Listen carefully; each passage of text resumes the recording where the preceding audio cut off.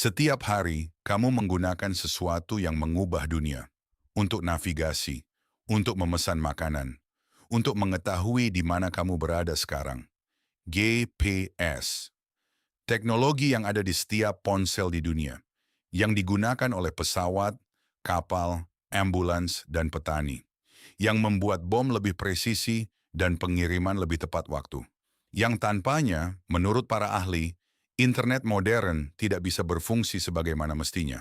Tapi hampir tidak ada yang tahu bagaimana GEPS benar-benar lahir. Bukan di laboratorium canggih, bukan dalam proyek besar yang didanai penuh. GPS lahir di sebuah ruangan panas di lantai 5 Pentagon pada akhir pekan libur, ketika hampir semua orang sudah pulang ke rumah.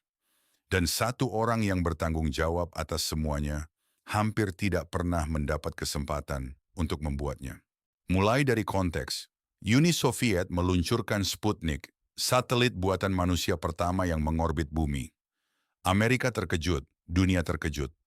Tapi di antara kepanikan itu, sekelompok ilmuwan di AMITE melakukan sesuatu yang menarik. Mereka menyadari bahwa mereka bisa melacak posisi Sputnik dari bumi hanya dengan menganalisis perubahan frekuensi sinyal radionya. Dan kemudian muncul pertanyaan sebaliknya. Kalau kita bisa melacak satelit dari bumi, bisa tidak kita melacak posisi di bumi dari satelit? Itulah benih pertama GPS. Selama tahun 1960-an, berbagai program militer Amerika mulai bereksperimen dengan navigasi berbasis satelit. Evan Getting dari Aerospace Corporation menggagas konsep sistem navigasi berbasis satelit yang akurat dalam 3 dimensi, tersedia 24 jam sehari. Roger Easton dari Naval Research Laboratory mengembangkan teknologi jam atom dan sinkronisasi satelit yang akan menjadi tulang punggung sistem. Tapi semua ini masih terpisah-pisah. Berbeda program, berbeda departemen, berbeda visi. Tidak ada satu sistem terpadu. Dan itulah masalahnya.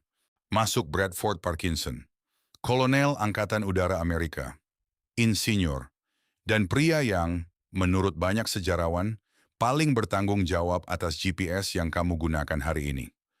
Pada 1973, Parkinson ditugaskan memimpin program navigasi satelit Angkatan Udara yang hampir mati. Berbagai faksi militer bertengkar soal desain. Angkatan Laut punya versinya sendiri. Angkatan Udara punya versinya sendiri. Dan Pentagon tidak mau mengeluarkan anggaran besar untuk sesuatu yang belum jelas bentuknya. Parkinson tahu waktu hampir habis. Dia perlu membuat proposal yang konkret, detail, dan meyakinkan dalam waktu sangat singkat. Dan itulah yang dia lakukan. Pada tahun 1973, tempat parkir Pentagon hampir kosong. AC dimatikan di gedung perkantoran terbesar di dunia.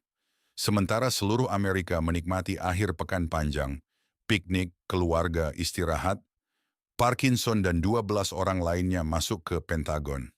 Mereka bertemu di kantor lantai 5 yang pengap, bekerja sepanjang waktu, makan cheeseburger basi dari mesin penjual otomatis. Tidak ada yang meminta mereka melakukan ini. Tidak ada perintah khusus. Tidak ada bonus. Tidak ada sorotan media. Hanya 12 orang di gedung yang sepi dengan satu keyakinan bahwa apa yang mereka rancang bisa mengubah dunia. Pertemuan itu dikenal sebagai Lonely Halls Meeting, pertemuan di lorong yang sepi. Dalam 3 hari itu, mereka menyelesaikan sesuatu yang luar biasa.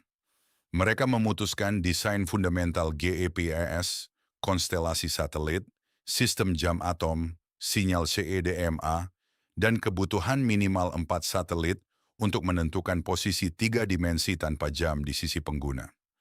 Desain fundamental yang mereka buat di Lonely Halls Meeting masih digunakan sampai hari ini, lebih dari 50 tahun kemudian. Identik dalam prinsip dasarnya.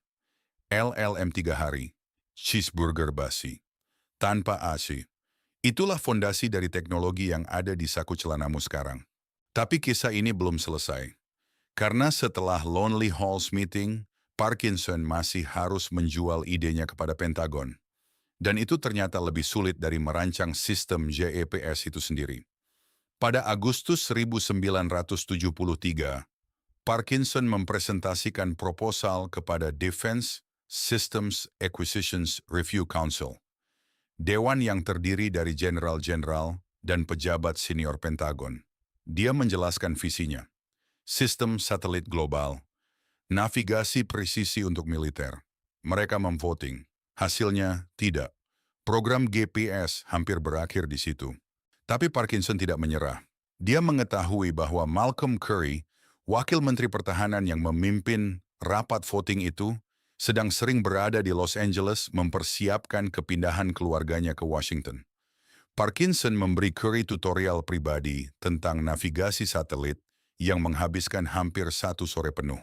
1 sore. 1 percakapan, 1 orang yang perlu diyakinkan. Dan itu cukup.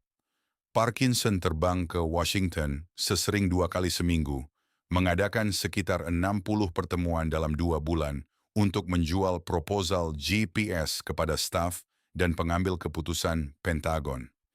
Desember 1973, 4 bulan setelah voting tidak, yang hampir membunuh segalanya, Defense Council menyetujui program GPS. Tapi perjalanan masih panjang. GPS membutuhkan bertahun-tahun pengembangan. Satelit pertama diluncurkan pada 1978. Sistem baru sepenuhnya operasional pada 1995, 22 tahun setelah Lonely Halls Meeting. Dan selama itu, GPS hanya untuk militer. Sipil tidak boleh menggunakannya.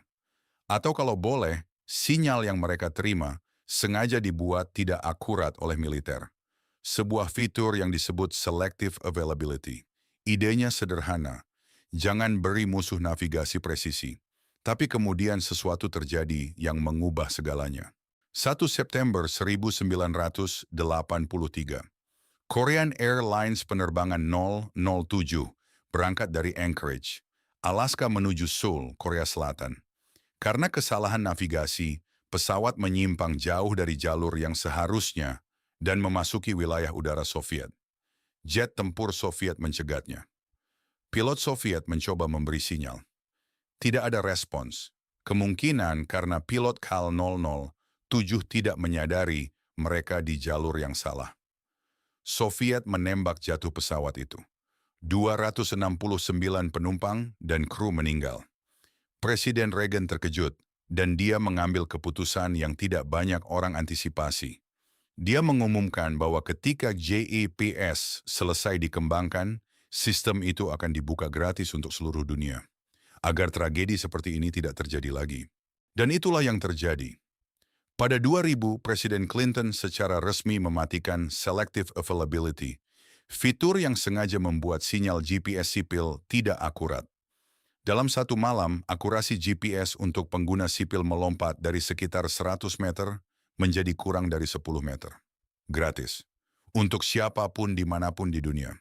Sekarang bayangkan dunia tanpa GPS. Tidak ada Google Maps, tidak ada Grab atau Gojek, tidak ada pengiriman paket yang bisa dilacak, tidak ada pertanian presisi yang memberi makan miliaran orang lebih efisien, tidak ada transaksi perbankan real-time yang membutuhkan sinkronisasi waktu akurat. Tidak ada internet yang berfungsi dengan stabil seperti sekarang. GPS menyelamatkan jutaan nyawa setiap tahun, menghemat miliaran dolar dalam pertanian yang lebih baik dan perjalanan yang lebih efisien, dan mengeliminasi pengeboman karpet dalam perang. Bradford Parkinson bukan nama yang dikenal seperti Edison atau Wright bersaudara. Tapi teknologi yang ada di tanganmu sekarang, yang kamu gunakan untuk menemukan jalan, memesan makanan, memanggil taksi, lahir dari kegigihannya. Dari keputusannya untuk tidak menyerah setelah voting, tidak. Dari kesediaannya menghabiskan Labor Day weekend di gedung yang kosong bersama 12 orang lainnya. Dari 1 sore yang dia habiskan meyakinkan 1 pejabat Pentagon. GPS tidak lahir karena proyek besar yang didanai penuh dan didukung semua pihak. GPS lahir karena beberapa orang memilih untuk tetap tinggal ketika semua orang sudah pergi pulang. Di lorong yang sepi.